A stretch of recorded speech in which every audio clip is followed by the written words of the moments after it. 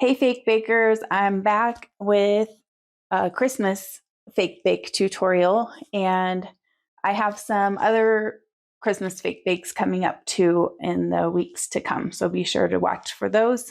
Today we're going to make a cookie board that makes a perfect gift for someone, a friend, a neighbor, coworker. So the first thing I'm going to start with, I have this little unfinished cutting board that I got from Amazon. And I'll have links to everything in the description for you guys. And then I'm just going to stain it with some stain. You could also paint it if you want. So mine is just for my personal use. So I'm just doing the front side of this. If you wanted to stain both sides, if you're giving it as a gift or something like that, you want it to look nice on both sides, go ahead and do that.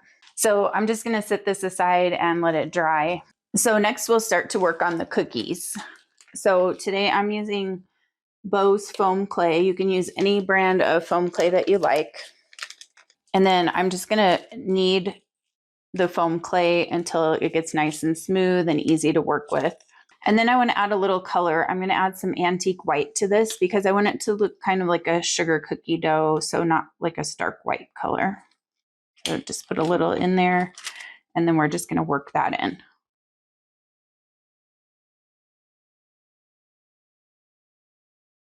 So now I'm going to roll it into a ball, and then I'm just going to smush it down a little bit.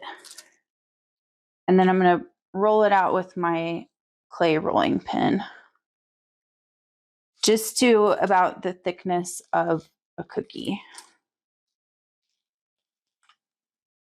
And then I don't have any round cookie cutters, so I'm just going to use a mason jar. I checked this, and it's about the right size to fit my cookie board. So I'm just going to go ahead and cut a circle out of here.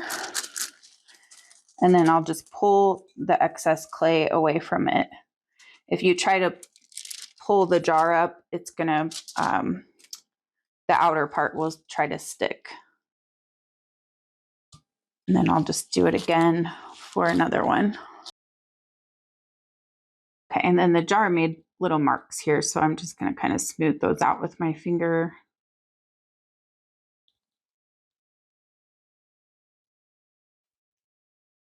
And then I'm just giving them a little press just to flatten them out a little bit more and kind of take away that super cut look, I guess, for lack of a better word. Now I still have all this clay that I colored left. I'm just going to put that back in my bag and keep it separated from my white clay, but I don't ever waste the clay. And then I'm just going to test these out and just make sure they're both going to fit okay. So that looks perfect. Okay, so now these are going to be swirl cookies. So I need to figure out what color I want to put as the outer edge color. And then, so I'm using red, green, and that antique white. So for mine, I'm going to do the outside green. So I'm going to use New Shamrock as my color for that. And then for the red I'm going to use is True Red by Anita's. This is my favorite red for like a really bright red, but Apple Barrel has some good ones too. So I'm going to start with the green, and I'm just using a thin brush so that I can get that swirly part in the middle.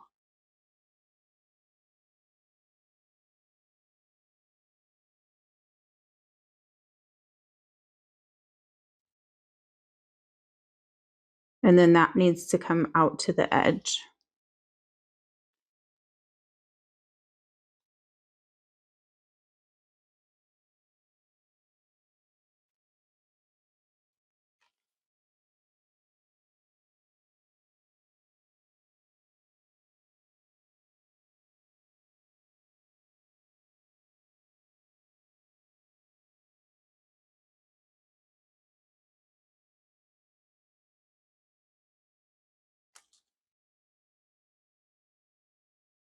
And then I'm just going to paint the whole outer edge of this green.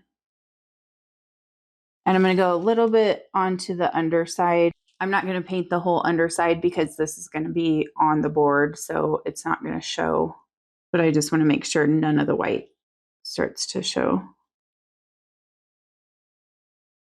I did just realize that I forgot to texture these. So before I go any further with the green here, I'm going to texture these. So I'm using a toothbrush. I'm also going to use a toothpick and maybe a hairbrush. We'll see. I want to get that kind of cookie texture on the top. So you can just kind of like poke at it and scrape at it until you get the texture you want. These cookies are pretty smooth, but they do have like a little holy texture to them. The green's still wet, so I'm just going to have to kind of work around it and be careful because that was my mistake. Okay, so now we also need some green around the edge here.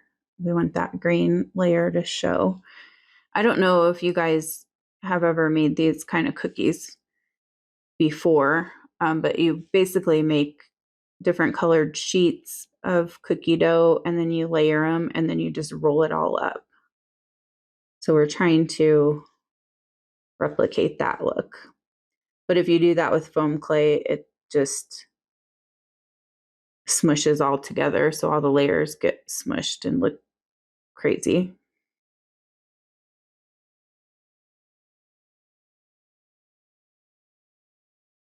Okay, so now I'm going to go in with the antique white. Even though we colored this, I think it could still use a little bit more of that color to make it fit in with the other two colors. Plus I got this green here, so I need to do something about that. So now we're just going to go inside of the green.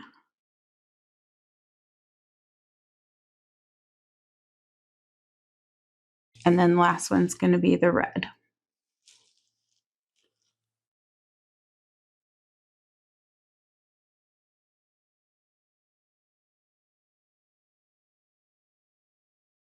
So all of this section here that's left is going to be red.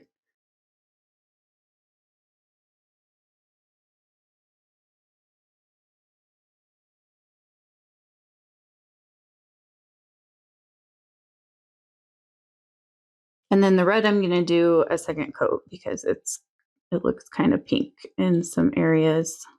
So I want to make that a nice bright red.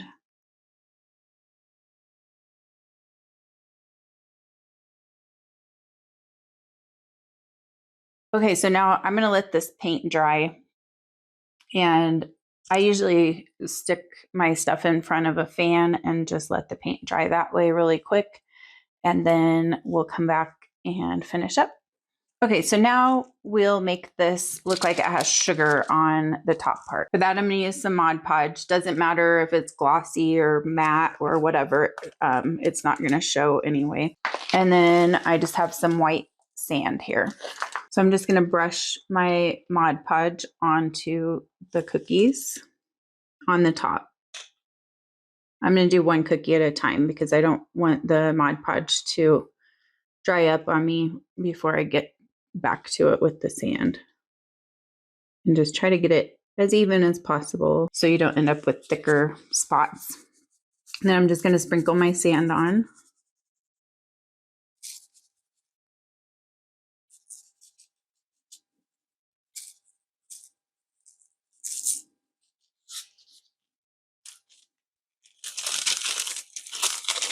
And then I'll just shake off the excess and then we'll just let that dry.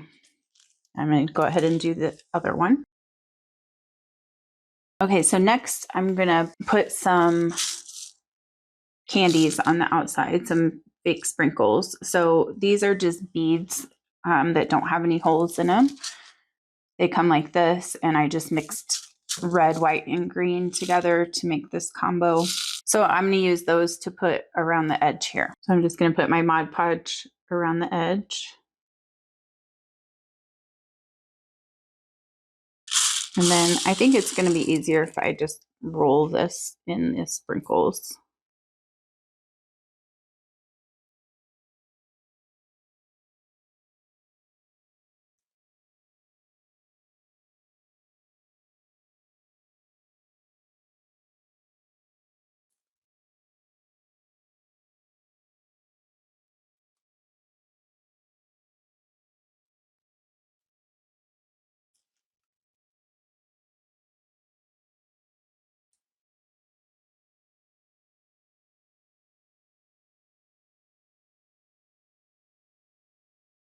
Okay, so I set the cookies aside to dry, and now I'm just going to use this Santa ribbon and make a bow. I think I got this at Hobby Lobby, but not this year.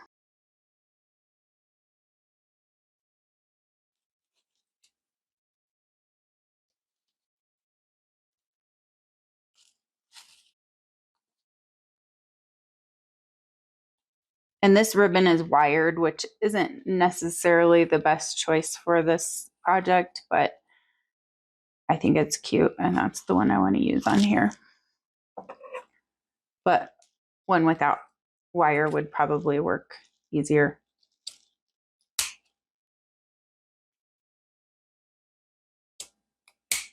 And then I am thinking I might put something fun in the middle of the bow there. So I could do one of these little mini gingerbread ornaments. I think that would be really cute. So these are also from Hobby Lobby. They're just mini ornaments. I think they sell out pretty fast. I was lucky enough to grab some last year. So I'm going to glue that right in the middle of my bow.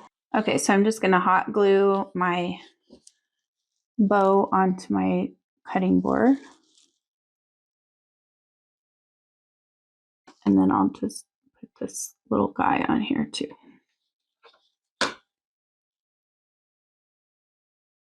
Okay, so now I need to attach the cookies to the board.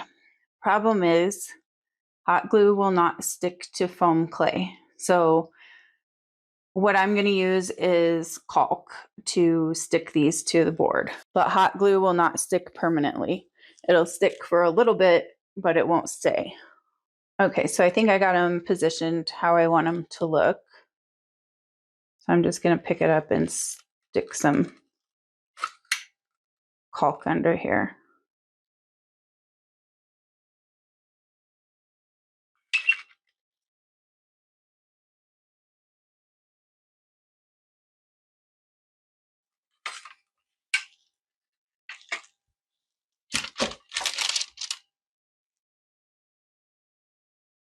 Okay, and then like this will start to brighten up as the Mod Podge dries. You can definitely let things dry in between doing things. I just always want to get this video finished and get as much done in one day as I can. So I do things while it's still wet, while the clay is still wet and the paint's still wet and everything. So, you know, you can let things dry in between if you have the time to do that. Also, you can make this with any kind of cookies. So you could do sugar cookies, chocolate chip cookies. You don't even have to make it Christmas themed. You could make it for any time so people could have it in their kitchen or hang it on the wall in the kitchen or something like that. So I hope you've enjoyed the tutorial. I'm so glad to be back and can't wait to share more Christmas tutorials with you. Thanks for watching. I'll see you next time.